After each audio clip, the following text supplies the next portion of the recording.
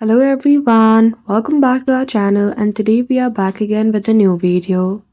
So in this video, I will show you how can you easily improve Snapchat picture quality on Android device. So without any delay, let's get into it. For that, firstly open Snapchat application. Now if you see the difference in picture quality between your natural camera and Snapchat, it is because Android does not allow the full quality of your camera to be used with the application like Snapchat. For that, tap and hold on Snapchat application, go to app info and make sure vital permission like camera, microphone, everything is allowed. Then go to storage and clear the cache.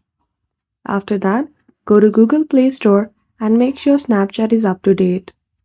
So if you see the option of update, click on it and do update the application. And that's it. So I hope you found this video helpful. If you did, don't forget to give it a thumbs up and subscribe to our channel for such tutorial.